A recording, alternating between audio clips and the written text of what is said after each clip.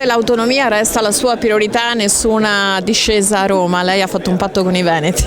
Ma sì, l'autonomia è la via di uscita, nel senso che se uno deve dedicare, una persona, un veneto deve dedicare la sua vita ad un percorso amministrativo, deve fare sull'autonomia, penso che sia fondamentale. Oggi ci sono i presupposti, c'è il substrato per farla crescere questa autonomia e per portarla a casa.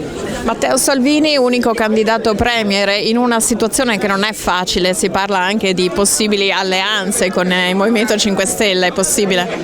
No, guardi, io dico una cosa, che la procedura è ben chiara e scandita. Il Presidente della Repubblica darà l'incarico a qualcuno, sceglie di dare l'incarico a qualcuno. Io spero lo dia a Matteo Salvini, questo incarico esplorativo, e poi Salvini deciderà il da farsi. Però rimanete... Beh sì, è una bella soddisfazione, considerate che noi in Veneto già eravamo abituati al sorpasso, però pensare di avere questi risultati con quasi di fatto un 18% a livello nazionale significa che una Lega che ha interpretato fino in fondo l'istanza del popolo, si esce dall'alveo della casacca politica e si entra in quello della leadership e dell'ascolto della gente, della comunità.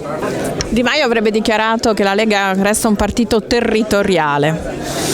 Beh, Di Maio può dichiarare tutto quello che vuole, e se lo definisce territoriale un partito che fa il 10-15% fuori dal Veneto e dalla Lombardia, ma lo fa magari al sud, in Calabria, in Campania, piuttosto che in Sicilia o da qualche altra parte, vuol dire che forse qualche confusione c'è, ma non in Lega da altre parti.